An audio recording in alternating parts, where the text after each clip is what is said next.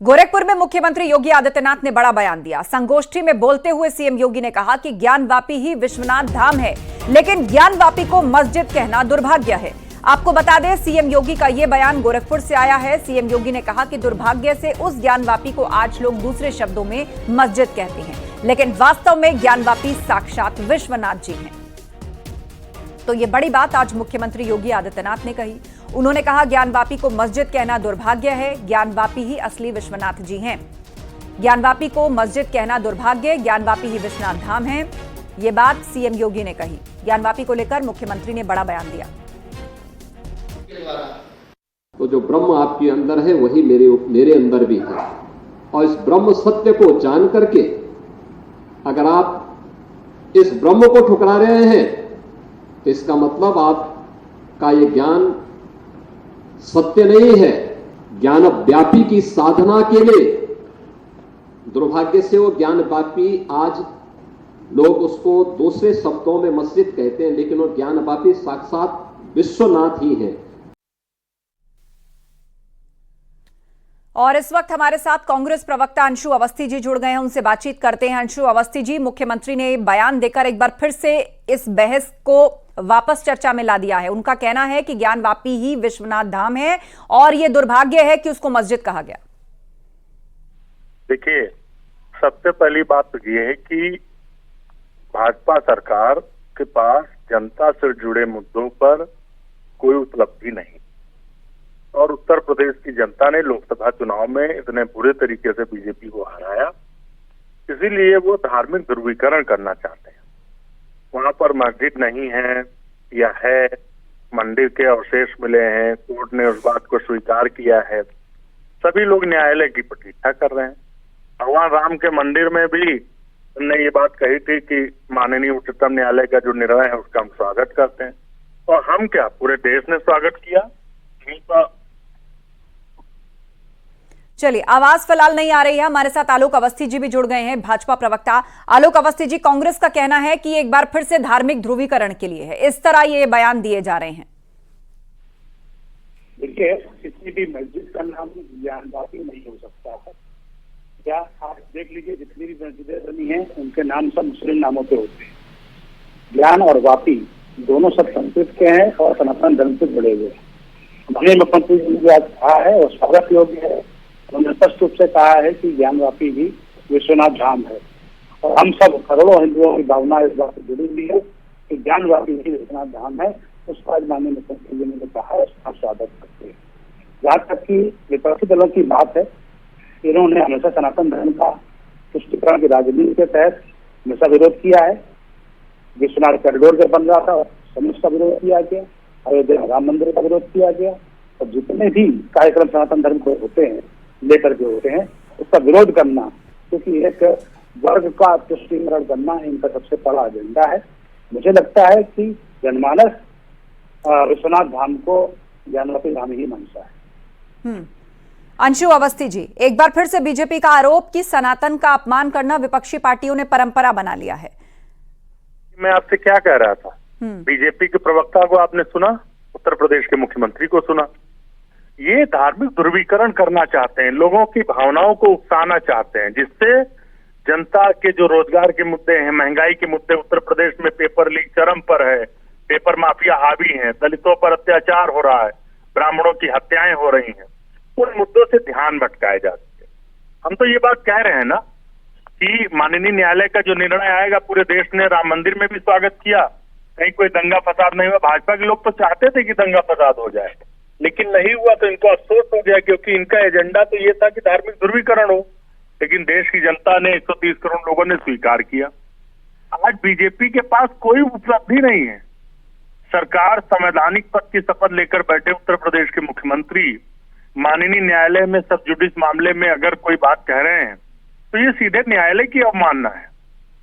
माननीय न्यायालय उन चीजों को देख रहा है, सीधे जो जूलॉजिकल सर्वे ऑफ इंडिया है उससे सर्वे कराकर उसके बारे में तथ्य लिए जा रहे हैं, जैसे राम मंदिर में हुआ। कोई फैसला आने से पहले उस मामले में टीका टिप्पणी करना, इससे ये पता चलता है कि बीजेपी कितनी बौखलाहट है, बीजेपी कितनी ज्यादा उतावली है कि किसी तरीके से धार्मिक ध्रुवीकरण हो, लोगों की भावनाओं को भड़काया जा सके। ज्ञानवापी स्थल है। पर जो भी अवशेष मिले हैं उस बारे में न्यायालय देख रहा है, निर्णय न्यायालय का आएगा। ठीक पूरा है, देश न्यायपालिका में भरोसा करता है। चलिए ठीक है। लेकिन भाजपा जो को साक्ष्य भरोसा मिले नहीं। हैं, जिनकी तस्वीरें लोगों ने देखी हैं, मामला सब जुडिस्ड है। और हमारे साथ फखरुल हसन चांद जी भी जुड़ गए हैं, सपा प्रवक्ता। शुक्रिया अंशु जी अपनी बात रखने के लिए। फखरुल जी, मुख्यमंत्री योगी आदित्यनाथ ने यह बड़ा बयान दिया है। एक बार फिर से ज्ञानवापी का जिक्र हुआ और उन्होंने कहा कि इसको मस्जिद कहना दुर्भाग्य है और ज्ञानवापी ही विश्वनाथ धाम है। देखिए, जो फैसला न्यायपालिका में है, जो विचाराधीन है, उस पे मुख्यमंत्री जी का टिप्पणी करना वो बिल्कुल भी उचित नहीं है। और संविधान में संविधान की शपथ लेके माननीय मुख्यमंत्री जी उत्तर प्रदेश के मुख्यमंत्री हैं, उनकी लोकतांत्रिक जिम्मेदारी आखिर क्या है? उनकी लोकतांत्रिक जिम्मेदारी है उत्तर प्रदेश की जनता के विकास के लिए काम करना।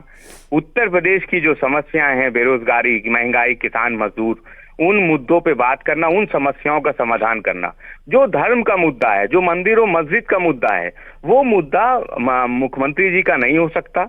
समाजवादी पार्टी समझती है कि जो लोकतांत्रिक जो अधिकार हैं, जो संवैधानिक अधिकार हैं माननीय मुख्यमंत्री जी के, उन अधिकारों का इस्तेमाल करके जनता की भलाई के लिए, उत्तर प्रदेश के विकास और तरक्की के लिए माननीय मुख्यमंत्री जी को काम करना चाहिए। उत्तर प्रदेश से पेपर लीक हो रहे हैं, उस पर कोई सवाल जवाब नहीं होता, बेरोजगारी पे कोई जवाब नहीं, महंगाई पे कोई जवाब नहीं, किसानों की आय पे कोई जवाब नहीं। इसलिए भारतीय जनता पार्टी जनता का ध्यान मुख्य मुद्दों से हटाने के लिए हमेशा मंदिर और मस्जिद पे सवाल उठाती रहती, उन्हीं पे जवाब देती। ठीक है फखरुल हसन जी। हमारे साथ महंत राजू दास जी भी जुड़ गए हैं। राजू दास जी, विपक्षी पार्टियों का यह कहना है कि मुख्यमंत्री ने जो जिक्र किया ज्ञानवापी का, वो इसलिए क्योंकि असल मुद्दों से ध्यान भटकाने की कोशिश है और ये एक तरह से ध्रुवीकरण करने की भी रणनीति है। नहीं, देखिए उत्तर प्रदेश को मुख्यमंत्री हैं, उनको सबकी चिंता और चिंतन करने की जरूरत है। लगातार उन्होंने सबके लिए कार्य किया है, तो फिर सनातन के लिए भी तो करना चाहिए, संस्कृति के लिए भी करना चाहिए।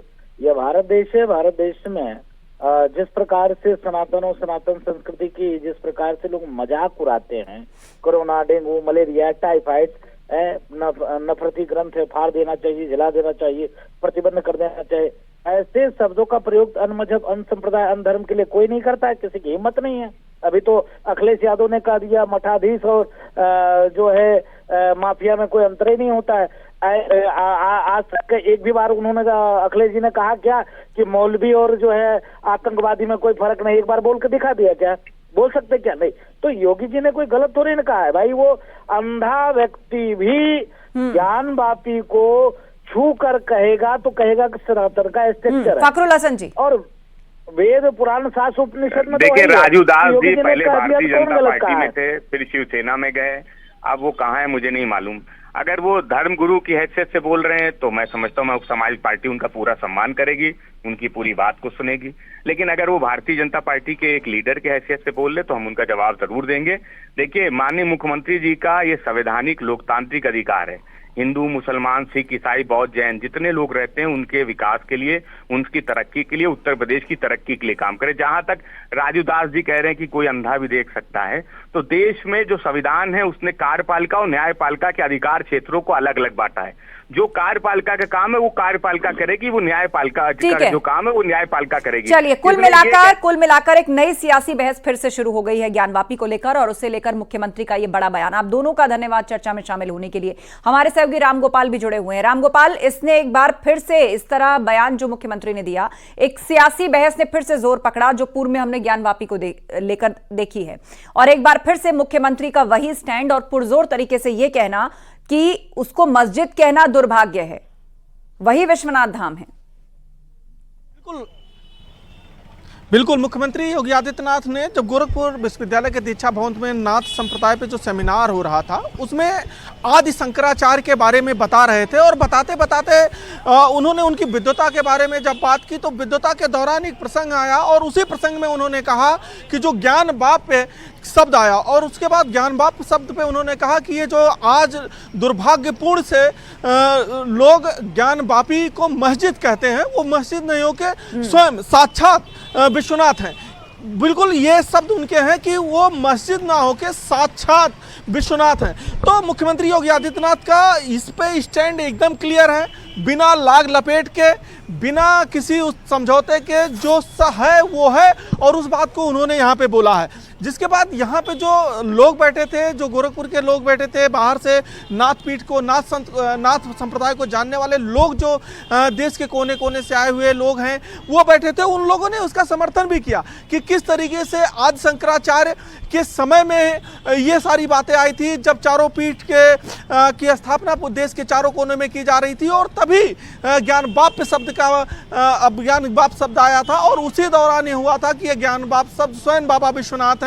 इसको कालांतर में जब मुगल आए तो उन्होंने किस तरीके से उस ज्ञान वाप को ज्ञान वापी मस्जिद में कन्वर्ट कर दिया, और उसके बाद अभी जब खुदाई हुई और उसके साक्ष्य भी सामने आए हैं, तो मुख्यमंत्री ने बिना लाग लपेट के सीधे सीधे और सरल शब्दों में कहा है कि यह दुर्भाग्यपूर्ण है कि लोग वहां मस्जिद कहते हैं, वो स्वयं साक्षात विश्वनाथ हैं। जी बिल्कुल। और दूसरी तरफ ज्ञानवापी मामले की बात करें रामगोपाल, तो वो फिलहाल कोर्ट में चल रहा है, और उस दौरान जितने भी साक्ष्य, तस्वीरें, वीडियो सामने आई, उससे संत समाज का हौसला एकदम प्रबल है कि कोर्ट के माध्यम से न्याय उन्हें ही मिलने जा रहा है। एक तरीके से अयोध्या के रास्ते पर अब यह ज्ञानवापी मामला चल पड़ा है।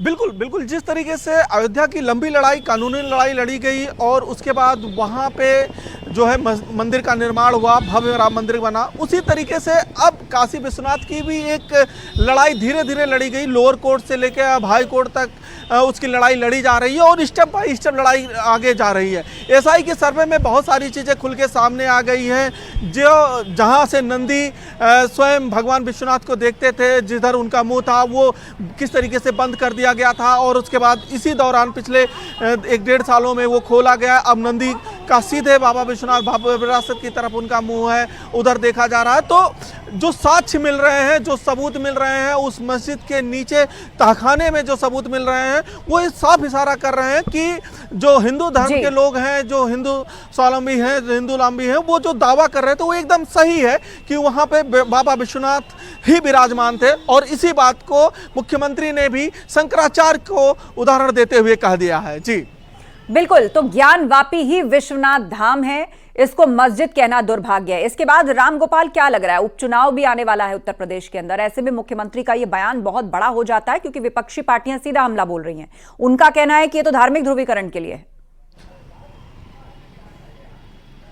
विपक्षी राजनीति करेंगे मुख्यमंत्री के इस बयान पे, लेकिन आप देखिए कि कभी भी जब इस तरीके का कोई बात होता है तो मुख्यमंत्री बिना लाग लपेट के वो सीधे इस तरीके की बात करते हैं। वो जब एज अ सांसद हुआ करते थे तो उनके बयान जो है वो खूब वायरल हुआ करते थे। अब चूंकि मुख्यमंत्री होने के बाद संवैधानिक पद आ गई है, तो थोड़ी सी वो उन बातों को बोलने से बचते हैं, लेकिन जब भी बोलते हैं तो बिना लाग लपेट के, बिना चुनाव बिल्कुल बिल्कुल। और इस बार भी बहुत ही स्पष्टता से उन्होंने इस बात को दोहरा दिया। रुख वाराणसी का ही कर लेते हैं, हमारे सहयोगी उपेंद्र द्विवेदी भी हमारे साथ जुड़ गए हैं। उपेंद्र, ज्ञानवापी के पूरे मामले को अगर उठा करके देखा जाए तो मामला सब जुडिस्ड है, लेकिन जो तस्वीरें, वीडियो, सर्वे के बाद सामने आए, उसे लेकर संत समाज बहुत ही कॉन्फिडेंट है। तो अभी मामले के अगर न्यायपालिका में जिस तरह से लड़ाई चली है उसकी बात की जाए तो ये फिलहाल कहां पर है? देखिए, अगर न्यायपालिका की बात की जाए तो देखिए इसमें अलग अलग कई मामले कोर्ट में चल रहे हैं। जिला जज की अदालत में मूल वाद जो श्रृंगार गौरी का है उस पर सुनवाई चल रही है। उसके साथ ही साथ जो व्यास जी का तहखाना है उसकी मरम्मत और उसके ऊपर छत पर मुस्लिमों के प्रवेश पर रोक की मांग। दूसरा जो इस वक्त मामला सबसे चर्चित है वो 1991 मूलवाद का केस है, जिसमें एक और अतिरिक्त सर्वे की मांग की गई है। और जो सेंट्रल ड्रोम है, यानी कि जो ज्ञानवापी का सेंट्रल जो कथित मस्जिद है, उसका जो बीच वाला गुम्बद है, उसके नीचे भगवान विश्वनाथ का प्राचीन शिवलिंग होने का दावा किया गया है। और वो केस हाईकोर्ट के आदेश पर यहाँ पर वाराणसी की कोर्ट पर फास्ट ट्रैक पर चल रहा है, और उस पर किसी भी वक्त भी आदेश आ सकता है अतिरिक्त सर्वे का। इसमें जो सर्वे की मांग की गई है उसमें ज्ञानवापी से 100 फीट दूर गड्ढा खोदकर मशीनों से सर्वे की, यानी कि खुदाई से सर्वे की। अब तक जो सर्वे हुआ उसमें खुदाई नहीं की गई, तो अब इस सर्वे में खुदाई से सर्वे की मांग की गई है। 1991 केस है, वाद मित्र विजय शंकर रस्तोगी ने मुकदमा डाला है और इस पर फास्ट ट्रैक कोर्ट सिविल जज सीनियर डिवीजन की अदालत में सुनवाई है। इस पर मंदिर पक्ष की बहस पूरी हो गई है। मंदिर पक्ष को अपने दलील रखनी है, लेकिन चूंकि जज बदल गए थे तो ऐसे में एक बार फिर मंदिर पक्ष को अपनी दलीलें रखनी थी, लेकिन इस बार भी उनकी दलील पूरी हो गई है, तो उस पर जल्दी फैसला आ सकता है। बिल्कुल, सबको यही उम्मीद है कि जल्द इस पर फैसला आए और उसके बाद ये जो लड़ाई है वो अपने अंजाम तक पहुंचे। आपका शुक्रिया उपेंद्र, बातचीत के लिए।